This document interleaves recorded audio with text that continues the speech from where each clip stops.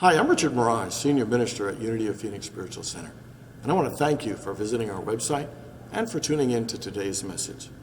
If you feel inspired by today's talk, I really encourage you to make a donation by hitting that button below and making a contribution to this ministry. It'll allow us to continue these messages online and to do the great work we do here at Unity of Phoenix, which is to inspire people to live better lives. So thanks for tuning in, thanks for your support, and we hope to see you at a Sunday real soon. Morning again, everyone. And a special shout out to everybody who tunes in and watches us online, and a special one to Unity of Lake Orion in Michigan, and Rachel. Thanks for that fabulous note. Love you guys, and I appreciate it very much. If you don't know, Lake Orion doesn't have a minister. We are their minister. They watch us online every single week as a part of their church service. So let's turn and clap to them. Wave, we love you guys. That's so cool. So it's a cheap, miserly guy who just worked and saved his money, he just loved money. Was cheap with himself, cheap with his wife, he just loved money. And so he kept telling his wife, when I die, I want you to put all my money in the casket. I want you to put all my money in the casket. So he kept working, more money, saving, keep reminding her, just put all my money in the casket when I die. I want to take it with me in the afterlife. He even made her put her hand on a Bible and swear that she would put all his money in the casket when he died for him for the afterlife. So a few years later, the husband died, and they're at the funeral, and the wife's got a wrapped box on her lap, and the service is going. And just as the funeral director is about to close the casket, the wife, who's crying, and she speaks up and says, wait, I need to put something in there. And she puts the box in there, and they close the casket. And then she goes back to sit down, and she's sitting by her best friend, and her best friend says, what'd you put in there? She said, I put all my husband's money in there because I promised I would. She said, you did what? Why would you do that? She said, well, I made a promise to him. I'm a Christian woman. I wouldn't lie, and I kept my promise. She said, that's crazy. I can't believe you did that. And the wife is there crying, and she said, yeah, I am a Christian woman, but I am no fool. So I wrote him a check, and if he can cash it, he can keep it.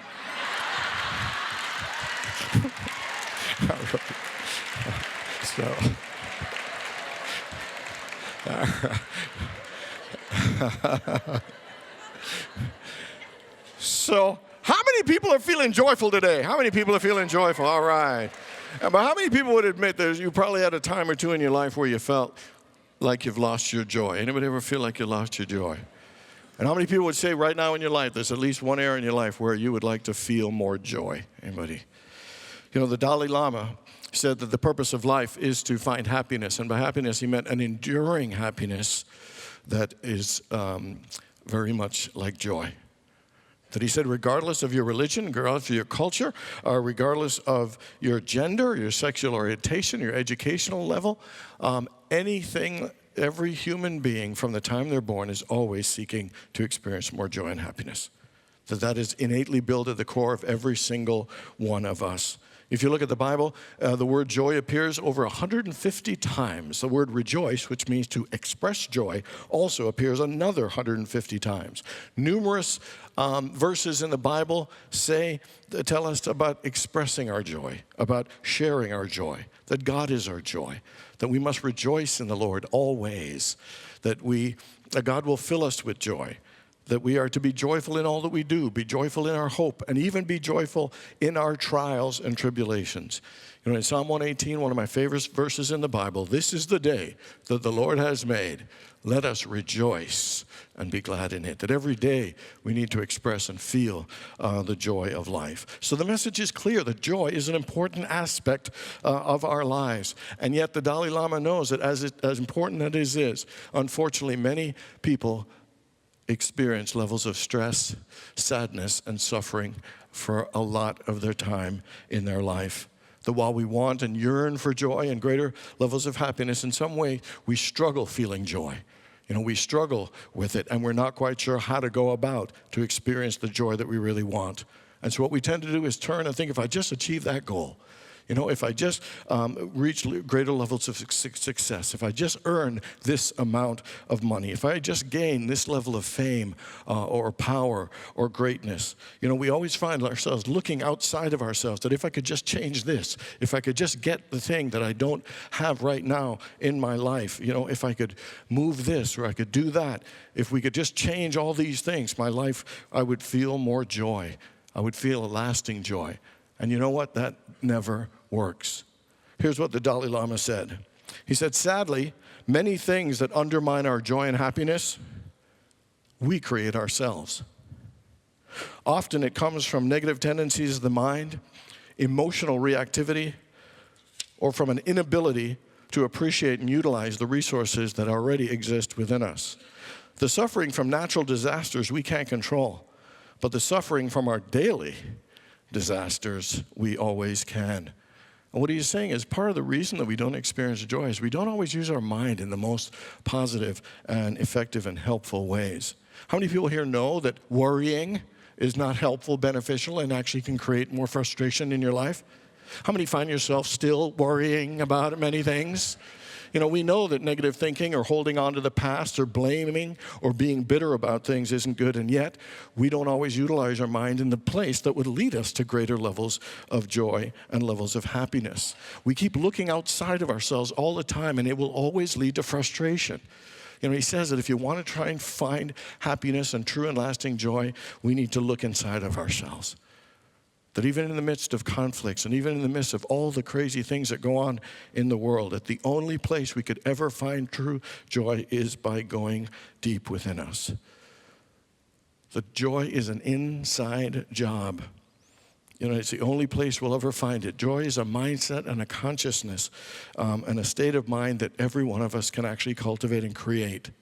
Since we are the ones that create a lot of our own suffering, the wonderful good news is we can also create greater joy, peace, and happiness in our lives. That if we're willing to use our mind and our perspective, our attitude in ways that are more positive and less reactive, we really can discover true lasting joy. So in 2015, two great spiritual leaders came together for one full week, and they were His Holiness the Dalai Lama and the Archbishop Desmond Tutu. And together they met for a week in Dharamsala, India, where the Dalai Lama lives, and to celebrate his 80th birthday. So these two amazing spiritual masters are incredible icons and great teachers, one a Buddhist, one a Christian, one a theist, and one a non-theist. Both won the Nobel Prize for Peace. 1984 was Desmond Tutu, and 89 was the Dalai Lama. And the thing about them, they are both considered icons of peace and compassion and joy.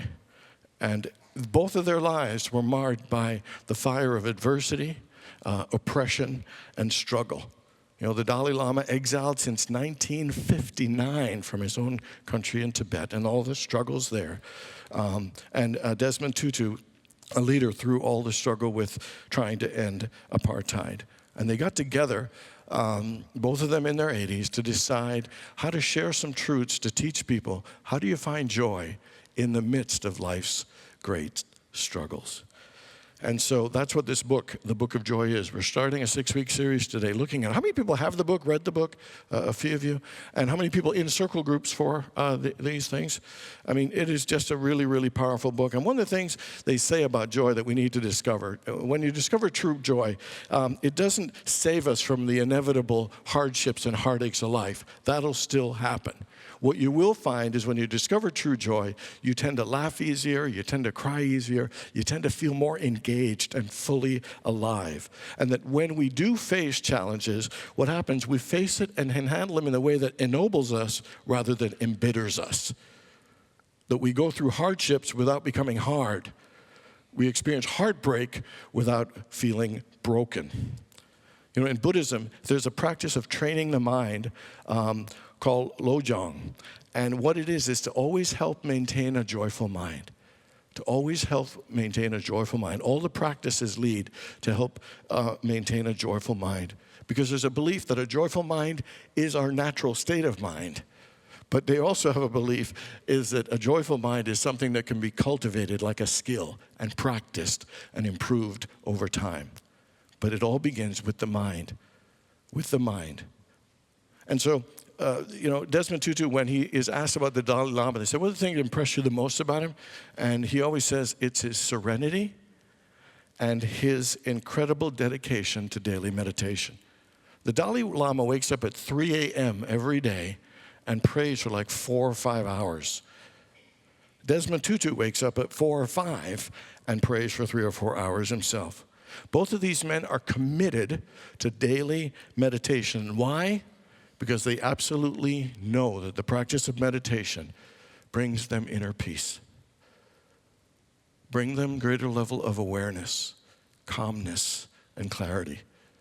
It gives them insight and wisdom to handle whatever is before them with ease and grace. They absolutely know that studies show that meditation on a regular basis changes the brain. It changes the way we show up in life and the way we interact and react to whatever situations are going on before us. That even in oppression, that even with struggles, even in adversity, that peace is with us when we anchor and continue to connect ourselves in meditation. Here's the interesting thing about meditation. So one's a Christian, one's a Buddhist, one's a theist, one's a non-theist. And meditation, whether it's mindful meditation of just focusing on your breath alone, or it's meditation on God, like God's peace or God's love, or attaining the Christ consciousness, whatever form of meditation, it all creates greater clarity. All forms of meditation, quiet the mind and open it for inspiration and creativity. Why? Because our very nature of our soul and our spirits is joy. And it is by getting back to the true nature of who we are that joy begins to bubble up, and meditation is the most powerful form. They say that the more that you meditate, the more joyful you are naturally.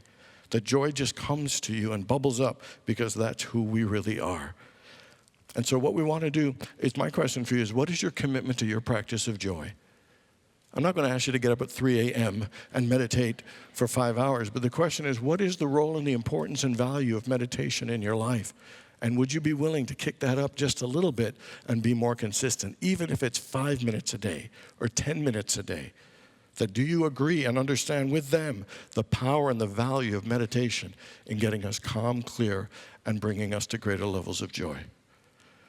So here are the 3 things that they say that even in the midst of life's greatest struggles, how to cultivate more joy and happiness and success. And the first one is that whatever struggle you're going through, learn how to reframe that situation more positively. To reframe it more positively. Sometimes we can tell a sad story about how hard it was and how it ruined our life, how unfair and how horrible it was.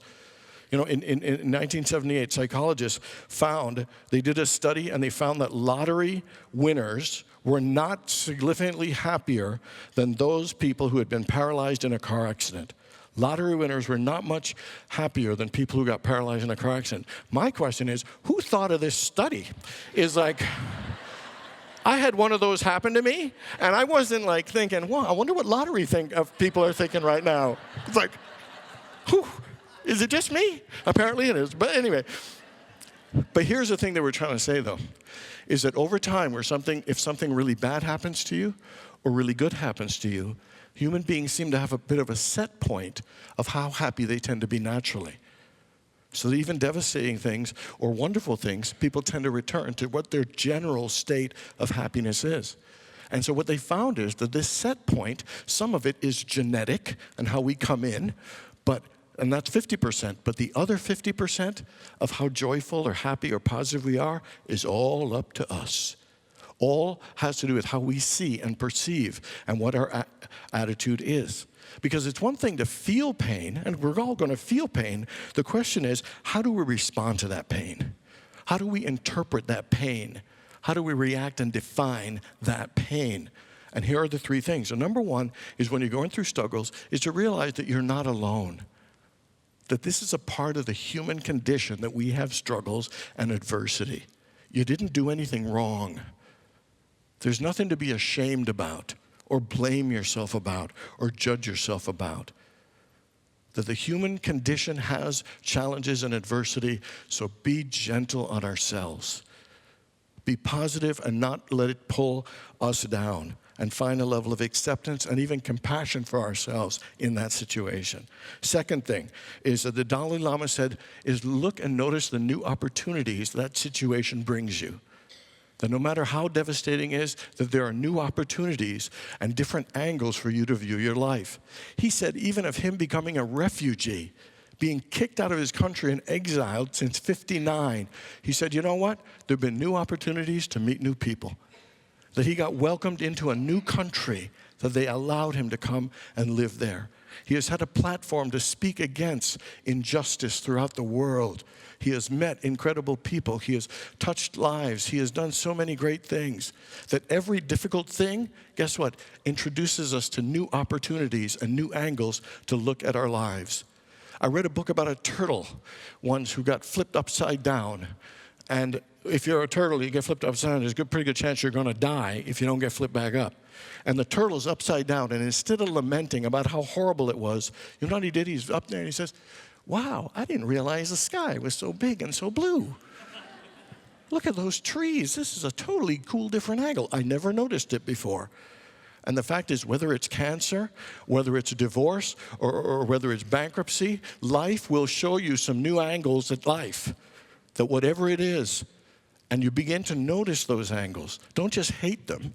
You know, let them introduce you to a new way and a new perspective that might give you greater awareness and greater levels of understanding, not just for you, but for other people in your life as well. Does this make sense? You know, so in your situation, what are some opportunities, even as painful as it is it giving you to see life and yourself at a new perspective and a new angle?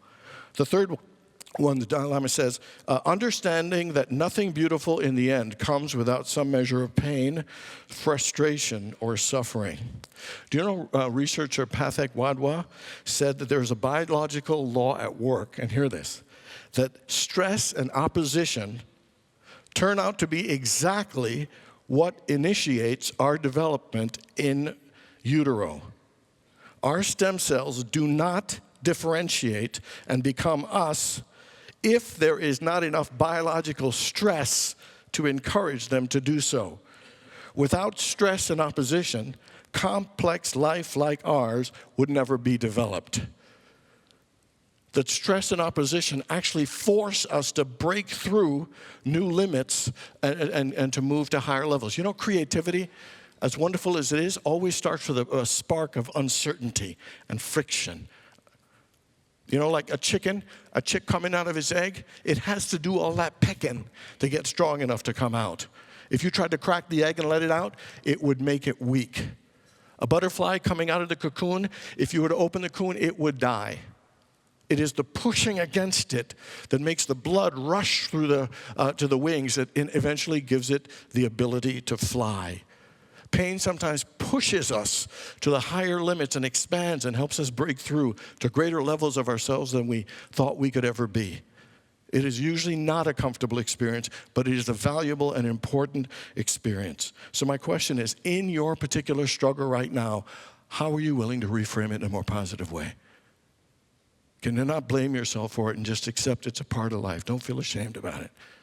Are you willing to see the new angles and opportunities and perspectives that it has to offer you and realize that that stress and opposition is there to help make you stronger and to lift you like a butterfly to fly even to new heights?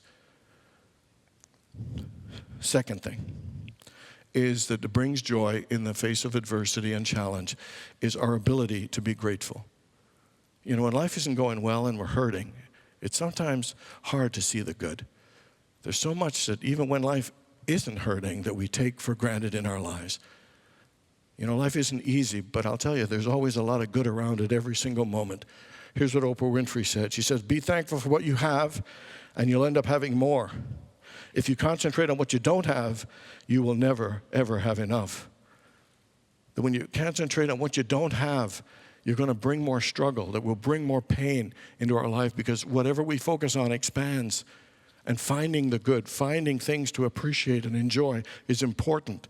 That's why it says in 1 Thessalonians, in all things give thanks, for this is God's will for you.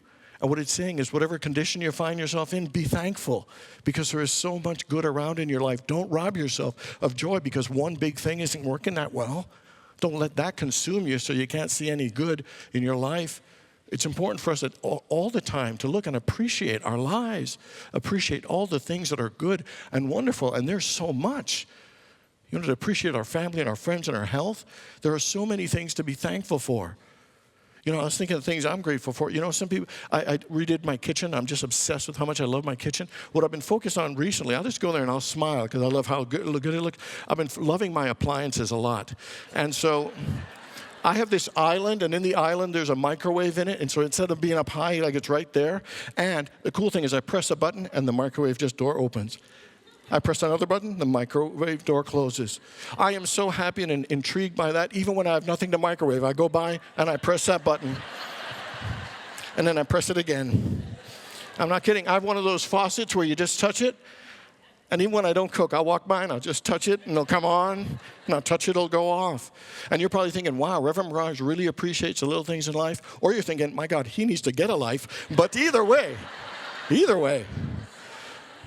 You know, and I have a commitment. I love my family so much. We have a commitment to not just see each other in August when I have vacation. We have these little trips. So in 2 weeks, I fly to New York with 2 sisters and a brother. We're going to see a play, and we're going to see a basketball game just in like 2 days.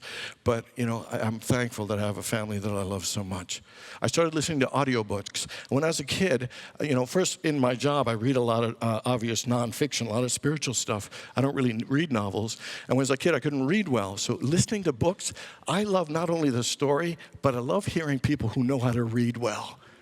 Do you know what I mean? And the characters and the way they change voice from this character to that character, then to the narrator, that the story gets me jazzed, but the teller of the story gets me. Does this make sense? I mean, isn't that cool? And I love listening to these audiobooks. I volunteer now at the Phoenix Theater. I'm an usher there, and I love just being with theater people. I love theater energy. It's just so good. And of course, the little extra bonus that I appreciate, I get to watch some of the shows for free. And so I've seen Rusty in a show, and I see Craig and Sally Joe's, and I'm so thankful. I could go on for hours about the little things I'm grateful for that make my life so good. And the question is, what are the things that make your life good? What are the things that you'd go on about that you're so grateful for, that makes it so good to be you? You know, that the people that care about you and you feel so thankful for. John Powell said this in his book, Happiness is an Inside Job. They did a study that cited 100 successful people, the most successful people. And a common trait that they all had, that they were good finders. That no matter what situation, they could find good and appreciate it and do something good with it. Because the whole idea is, if you could see good even in the bad, then even when things are great, you'll expect good even more, and you'll tend to attract it even more in your life. One of the most powerful things we can do is to be grateful and appreciate how fabulous our life is. The little things and the big things. Final one, and this is one of the most important one for lasting joy, and that is our choice to be compassionate, kind, and generous with other people. One of the fundamental teachings in Buddhism says, all Dharma teachings agree on one point, the importance of lessening one's self-absorption. The text says that when we're too focused on ourselves, when it's all just about me and what I have and my problems and what I don't have, that it is destined, we are destined for unhappiness. Here's what it says.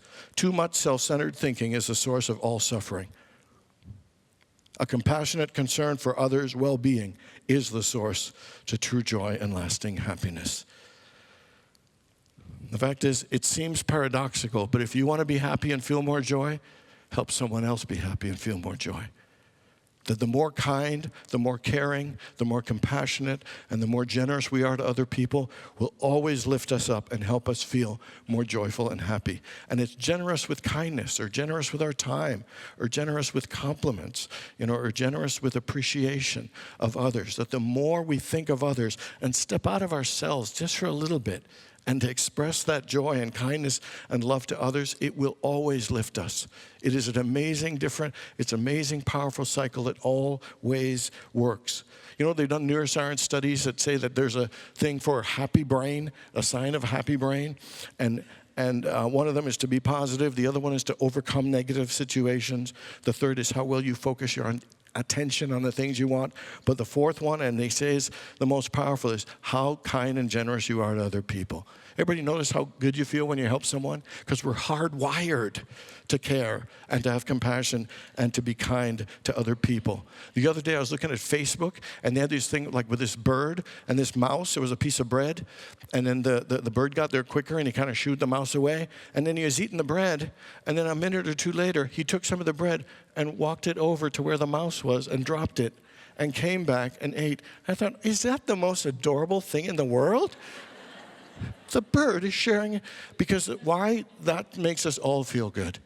Because we're here to care and share. You ever saw the ones like a deer is stuck in, it falls in a hole in that lake that's ice, and you walk someone and save them on Facebook, all these things. And you can't help but feel good. Why? Because we're meant to help each other. Our lives cannot get better without each other. We're meant to support each other, believe in each other, and care for each other. Life gets better for all of us when we are kind and caring and compassionate to everyone. We're all a part of the whole. And if you have one part of the whole, guess what? All of us are helped and blessed by it. You know, and when we don't have it, we shrivel. When we don't have connection with other people and compassion, we actually shrivel. They say if you don't touch, babies don't get touched when they're young, it impairs them emotionally and physically, that their level of joy. You know the worst thing to happen in prison? Solitary confinement. That is the worst thing, because to take away that connection and that bond and that interaction suffers. Because why? We were meant to love. We were meant to care. We were meant to support and to connect with one another. We're all valuable and important. We need each other to grow. We need each other to feel more happiness. And we cannot think in isolated views at all. You know, if it wasn't for all of you, you know how important you are? If it wasn't for all of you, I'd be standing here talking to myself. Do you have any idea how not fun that would be? You are so much more, and I appreciate you more than you can know. And so, and yes, it's important to take care of ourselves, but take care of ourselves wisely and realize we also have a responsibility to take care of others. You know, the Dalai Lama says we should wake up every single day and think three things. Number one is, what is my heart's true desire? Number two is, what is a way that I can help bring more joy into someone else's life? And what is a wish and intention I have for this whole world? Life isn't just about getting up and thinking, I got to go to work and I got to pay bills. You know what? You need to have a global perspective and expand the consciousness, because we're all part of one human family. You know, life can't get better unless we help it get better for every single one of us.